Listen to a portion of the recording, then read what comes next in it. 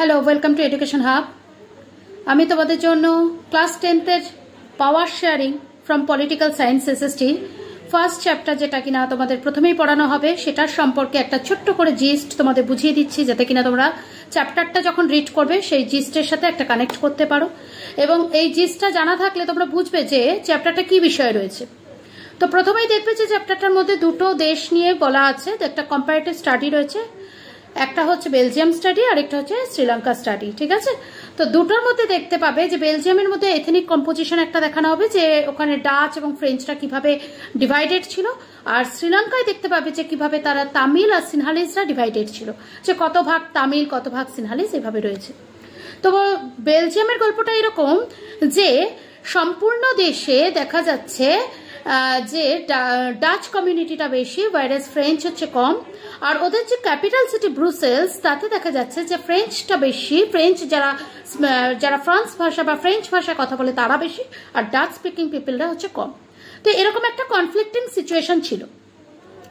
তো তাতে কি হলো না, সবাই যারা আর কি ব্রুসেলসে যারা বেশি মানে ফ্রেঞ্চরা, তারা চাইলো যে পুরো দেশটাকে ডমিনেট করবে, মানে ওরাই পুরো দেশটাকে অ্যাডমিনিস্ট্রেশন ভারটা নেবে।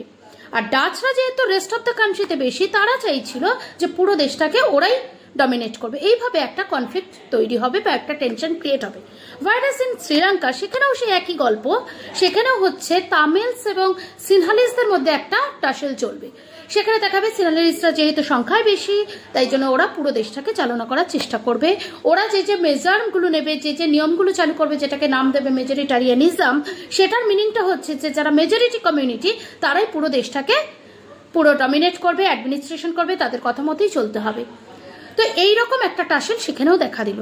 তাহলে এখানে ব্যাপারটা কি বোঝাতে চেয়েছে, যে পাওয়ার শেয়ারিং কথাটা মানে কি, পাওয়ারটা শেয়ার হওয়ার দরকারটা কেন, Y do we need power sharing, এটার ওপরেই কিন্তু পুরো চ্যাপ্টারটা রয়েছে। বেলজিয়াম কি করবে, যে পাওয়ারটাকে প্রপারভাবে শেয়ার করার জন্য ওরা কনস্টিটিউশনে নতুন নতুন সিস্টেম অ্যামেন্ডেড করবে, নতুন নতুন রুলস আনবে, লজ আনবে, যেখানে সকলকে প্রত্যেকটা ভাষার লোকেদেরকে সমান সিট দেবে, সমানভাবে রাইটস দেবে, সমানভাবে একটা ডিগনিটি দেবে। ওয়াইরাস যার ফলে কি হবে, ওখানে অ্যাকোমোডেশন অফ বেলজিয়ামের ভেতর দেখা যাবে যে বেলজিয়াম খুব সুন্দরভাবে নিজের দেশে শান্তি বজায় রাখতে পারলো। আর শ্রীলঙ্কা কি করলো, যেহেতু ঠিকমতো মানে মেজরিটারিয়ানিজম রুলে চলে গেল, তার ফলে ওদের ওখানে একটা সিভিল ওয়ার ক্রিয়েট হয়ে গেল। এটা দিয়েই কিন্তু তোমাদের চ্যাপ্টারটা শুরু। এরপরেই আসবে আমাদের ইন্ডিয়ার ব্যাপারটা, যে মাঝখানে একটা কোশ্চেন আসবে, why do we need power sharing. Power শেয়ারিংটা কেন দরকার, তার জন্য দুটো কারণ আসবে, প্রুডেন্সিয়াল অ্যান্ড মোরাল। প্রুডেন্সিয়াল দিক থেকে যে কারণটা আছে, তার কারণটা হচ্ছে কি বলবো, এটা হচ্ছে সব রকম কনফ্লিক্টসকে দূর করে, it eliminates all kind of conflicts. ওয়াইরাস মোরাল সাইড থেকে যে মিনিংটা আসবে, সেটা হচ্ছে the true spirit of the ডেমোক্রেসিকে সাকসেস করতে গেলে ইউ শুড বা you need a proper power sharing. তো এটা হচ্ছে মেইন মিনিং।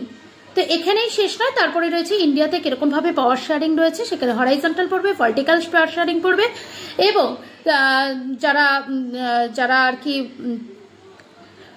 মাইনরিটিস আছে তাদের পাওয়ার শেয়ারিং পড়বে। নেক্সট হচ্ছে প্রেশার গ্রুপসের পাওয়ার শেয়ারিং পড়বে। এই হচ্ছে তোমাদের পুরো জিস্টটা, তোমাদের একটা ওভারভিউ আমি দিয়ে দিলাম। এরপর চ্যাপ্টারটা ভেতরে আমি লাইন টু লাইন পড়ে তোমাদের বুঝিয়ে দেবো। Thank you very much.